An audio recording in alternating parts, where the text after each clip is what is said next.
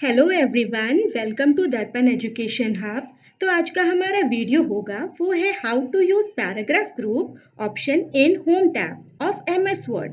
And इस video में हम बेसिकली वर्ड के बेसिक ही करेंगे, लेकिन वो डिटेल में होगा जिसे देखकर आपको वर्ड में और भी इंटरेस्ट आने लगेगा। तो प्लीज इस वीडियो को एंड तक जरूर देखें और अगर अच्छा लगे तो लाइक शेयर एंड कमेंट करें, और अगर आप मेरे चैनल पे न्यू हो तो सब्सक्राइब जरूर करें। तो जैसा कि आपको यहाँ पे दिख रहा है, ये मैंने पूरी डिटेल में यहाँ पे कुछ नोट्स तैयार किए आप लोगों के लिए।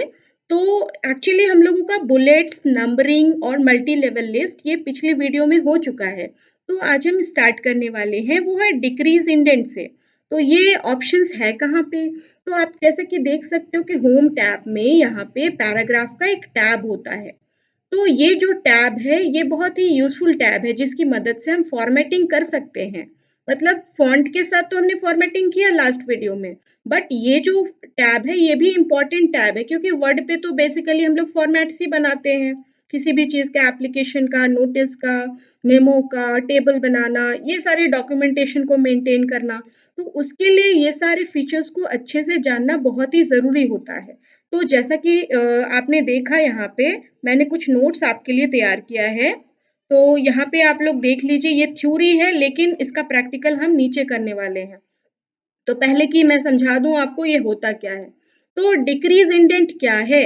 तो डिक्रीज इंडेंट वो ऑप्शन है, वो फीचर है एमएस वर्ड का जिसकी मदद से आप किसी भी पैराग्राफ को क्या करते हो, लेफ्ट साइड शिफ्ट कर सकते हो। बहुत ही कम टाइम में लेफ्ट साइड में ये शिफ्ट हो जाता है। तो ये होता है डिक्रीज इंडेंट।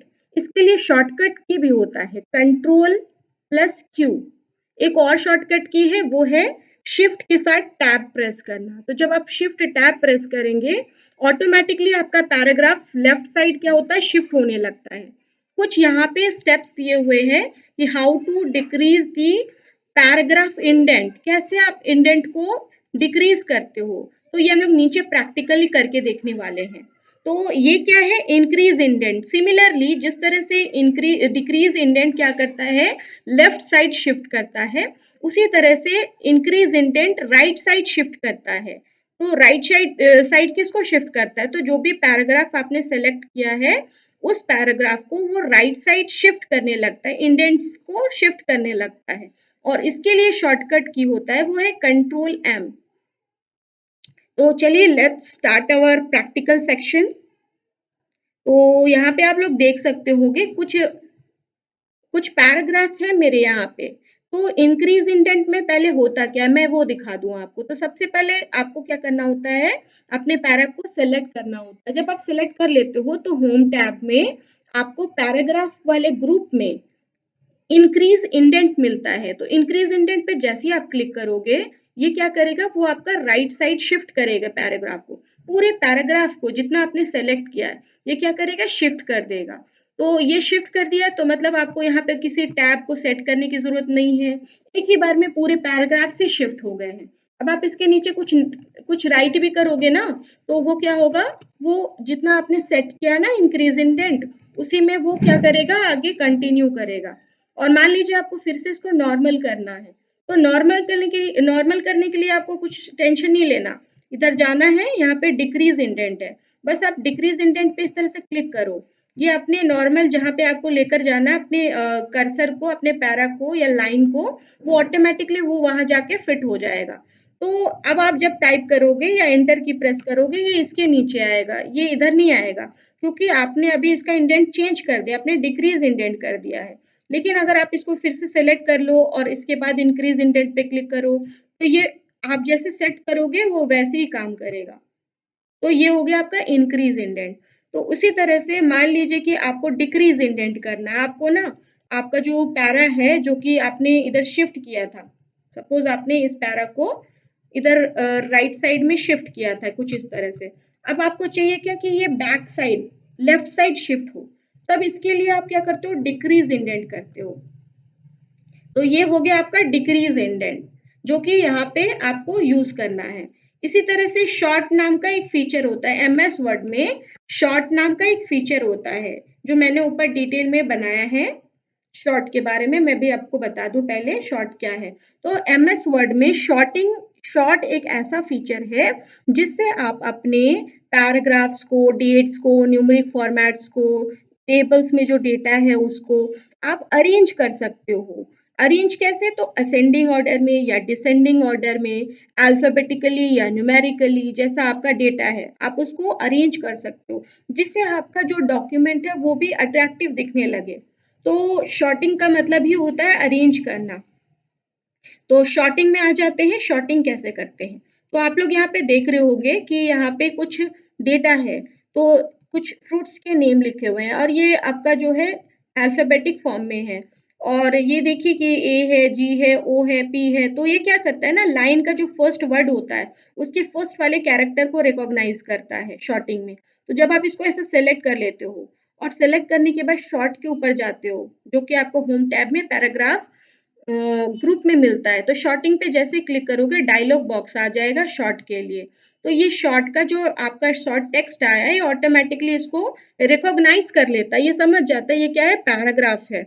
और पैराग्राफ में किस तरह का डेटा है, तो ये टेक्स्ट है। आप इसको सपोज डिसेंडिंग ऑर्डर में करना चाहते हो, मतलब Z2A के फॉर्मेट में, तो आप यहाँ से ये सेलेक्ट कर लीजिए। एंड जैसे ही आप ओके करोगे, आपका जो डेटा है वो अरेंज हो जाएगा डिसेंडिंग ऑर्डर में। सिमिलरली अगर मान लीजिए आपको इसको असेंडिंग ऑर्डर में करना है, तो फिर आप सिलेक्ट कीजिए डेटा को और फिर से शॉर्ट पे क्लिक करें। क्लिक करने के बाद शॉर्ट का डायलॉग बॉक्स आता है, शॉर्ट टेक्स्ट।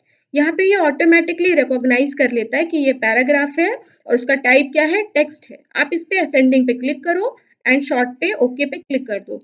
अब देख सकते हो ये आपका जो है वो अल्फाबेटिक फॉर्म में अरेंज हो गया है। तो ये क्या करता है ना, टाइम सेव करता है। कभी कभी हम कुछ टाइप कर देते हैं और हमें फॉर्मेट इस तरह से चाहिए होता है, तब ये हमें हेल्प करता है।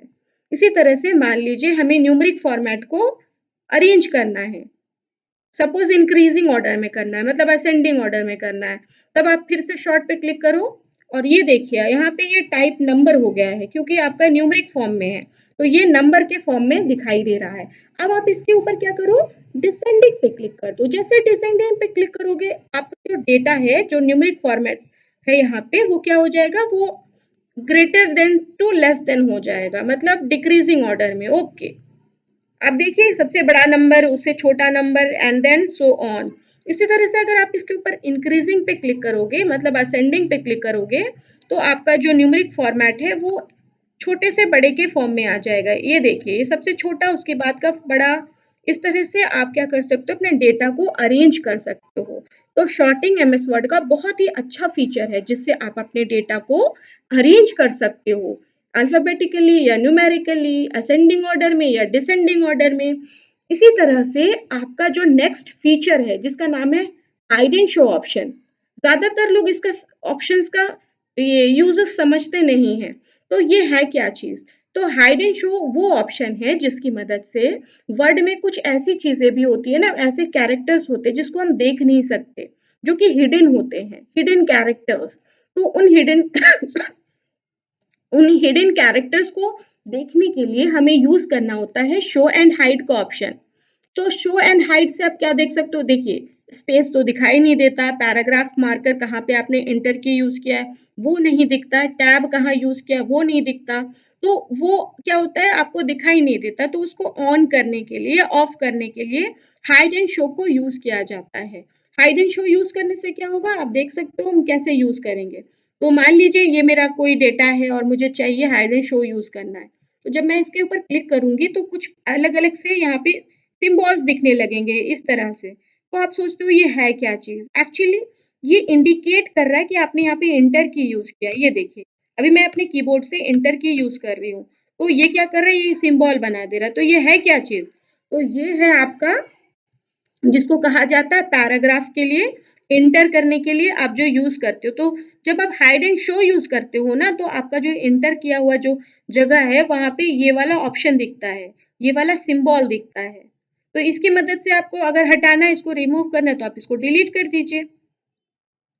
इसी तरह से आप कहीं कहीं देख रहे होंगे कि डॉट दिख रहा है, डॉट, ये डॉट। तो ये डॉट क्या है, तो ये डॉट इंडिकेट कर रहा है कि यहाँ पे स्पेस यूज किया गया है, जो कि हिडन होता है। और मैंने ऊपर से उसको इनेबल किया ना, इसीलिए वो दिख रहा है।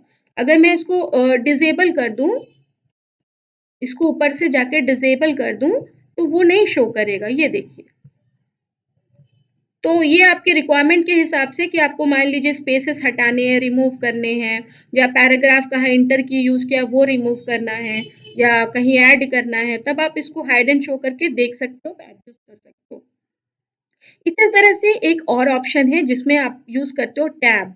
अब कहाँ पे टैब, टैब का तो कुछ दिख नहीं रहा है, अभी मैं आपको यूज़ करके दिखाती हूँ। ये एरो की दिख रहा है आपको, तो ये एरो की इंडिकेट करता है कि यहाँ पे टैब यूज़ किया गया है। जैसे आप कभी-कभी कुछ टाइप करते हो और टैब की कीबोर्ड में जो होता है ना टैब, वो यूज़ करो। ये मैंने टाइप किया फिर टैब, फिर मैंने कुछ टाइप किया फिर टैब। इस तरह से मैं यूज़ कर रही हूँ टैब। तो जब मैं यूज़ कर रही हूँ टैब तो ये एरो की डिस्प्ले करा रहा है, इंडिकेट कर रहा है कि मैंने यहाँ पे क्या यूज़ किया, टैब यूज़ किया है। स्पेस नहीं है, ये टैब है। तो इसको अगर रिमूव करना है तो आप बहुत ईज़िली रिमूव कर लीजिए, जाइए और बैक स्पेस से डिलीट कर दीजिए। स्पेस लगाना है तो आप स्पेस लगाओ, जिससे आपको रिक्वायरमेंट है। तो ये क्या है, हिडन कैरेक्टर्स है जो कि दिखाई नहीं देते, जिसको हम इनेबल डिसेबल करके देख सकते हैं यहाँ से शो एंड हाइड ऑप्शन से। तो आई थिंक आप लोग को समझ में आ रहा होगा ये सब। नेक्स्ट क्या है, अलाइनमेंट्स। तो अलाइनमेंट्स क्या है, तो एमएस वर्ड में एक ऐसा फीचर है जो कि यूजर के लिए बहुत ही यूजफुल होता है, जिससे हमारा जो पैराग्राफ है, टेक्स्ट है, वो बहुत ही अच्छा दिखाई देता है, अट्रैक्टिव लुक देता है वो। तो जिसको आप अलाइनमेंट कहते हो, जैसे आपको चाहिए कि आपका टेक्स्ट पैराग्राफ लेफ्ट साइड हो, राइट साइड हो, सेंटर में हो, या जस्टिफाइड वे में हो, मतलब इवनली डिस्ट्रीब्यूटेड हो, तब आप क्या यूज करते हो, आप अलाइनमेंट यूज करते हो। और इसके लिए बहुत सारे शॉर्टकट की भी है। तो लेफ्ट अलाइनमेंट यहाँ पे आप देख सकते हो, ये मेरा एक पैराग्राफ है और ये डिफॉल्ट लेफ्ट अलाइनमेंट ही होता है। कंट्रोल एल करने से लेफ्ट अलाइन हो जाता है। तो ये है कि आपका लेफ्ट अलाइनमेंट। आप देख सकते हो यहाँ पे लेफ्ट साइड से इवनली डिस्ट्रीब्यूटेड है एंड राइट साइड से जिगजैग के फॉर्म में दिख रहा है। इट मीन्स कि ये लेफ्ट अलाइन है। इसी तरह से मान लीजिए आप सेंटर अलाइनमेंट यूज करते हो, तो सेंटर अलाइनमेंट में क्या होता है कि आपका जो टेक्स्ट है वो क्या होता है ना, वो अपने लाइन के सेंटर में आ जाता है। हर एक लाइन क्या है, वो अपने लाइन के सेंटर में आएगा। ये देखिए आप, तो ये ऊपर का या 3 लाइन्स है, ये हर एक लाइन अपने अपने लाइन्स के सेंटर में है। इस पैरा में 3 लाइन्स हैं। फर्स्ट वाला लाइन अपने सेंटर, सेकंड, थर्ड, तो ये अपने अपने सब सेंटर में आ गए हैं। आप देखिए लेफ्ट साइड से ये बराबर नहीं है और राइट साइड से भी ये बराबर नहीं है। दोनों तरफ से वो जिगजैग दिखाई दे रहा है, क्योंकि ये इक्वल कैसे दिखेगा, क्योंकि ये तो अपने लाइन के सेंटर में है। तो इसको कहा जाता है सेंटर अलाइनमेंट।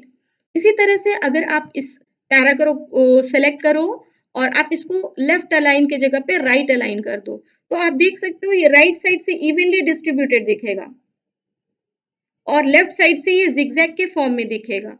तो इसको कहा जाता है राइट अलाइनमेंट। जब आपका टेक्स्ट राइट साइड शिफ्ट हो जाता है, राइट साइड से बराबर हो जाएगा और लेफ्ट साइड से वो जिगजैग के फॉर्म में दिखेगा, तब इसको कहा जाता है राइट अलाइनमेंट। इसी तरह से जस्टिफाइड होता है, ये भी एक अलाइनमेंट है।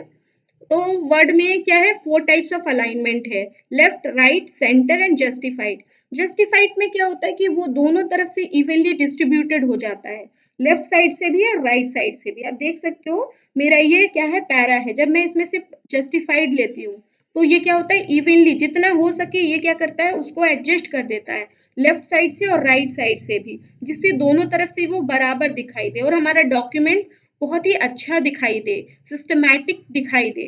तब आप इसको यूज करते हो जस्टिफाइड अलाइनमेंट। लेफ्ट अलाइनमेंट के लिए कंट्रोल एल होता है, सेंटर अलाइनमेंट के लिए कंट्रोल ई होता है, राइट अलाइनमेंट के लिए कंट्रोल आर होता है एंड जस्टिफाइड के लिए कंट्रोल जे होता है। ये शॉर्टकट की है अलाइनमेंट्स के लिए। इसी तरह से लाइन स्पेसिंग क्या है, तो लाइन स्पेसिंग का मतलब होता है कि जब आपके पैराग्राफ में बहुत सारे लाइन हैं या एक से ज्यादा लाइन है, आपको चाहिए कि आप एक लाइन का स्पेस रखना चाहते हो या आप चाहते हो कि ये 2 लाइन का स्पेस हो जाए।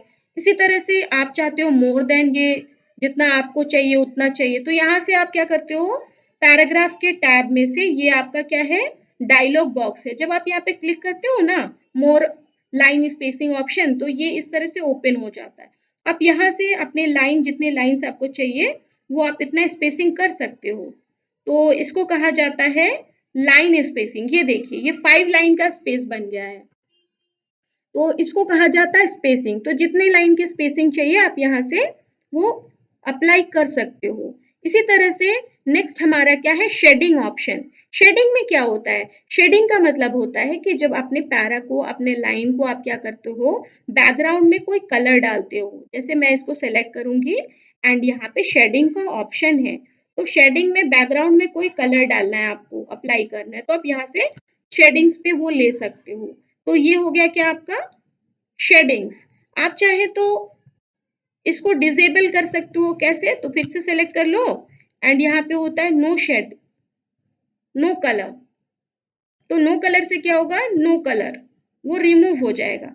तो ये आप क्यों यूज करते हो, अपने डॉक्यूमेंट को और भी अट्रैक्टिव लुक देने के लिए, शेडिंग। ओके। इसी तरह से होता है बॉर्डर। अब ये बॉर्डर क्या, आपने पेज बॉर्डर सुना होगा, लेकिन ये पेज बॉर्डर नहीं है, ये है टेक्स्ट बॉर्डर।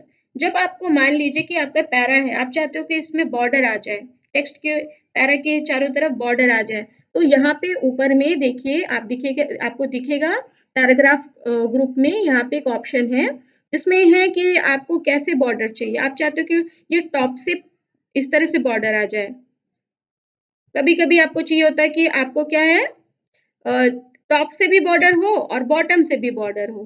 तो यहाँ पे अलग अलग स्टाइल है, टॉप से भी हो और बॉटम से भी बॉर्डर आ जाए, इस तरह के फॉर्मेट्स। कभी कभी क्या होता है, मुझे चाहिए कि नो बॉर्डर, बॉर्डर नहीं चाहिए मुझे, तो मैं क्या करूंगी, नो बॉर्डर।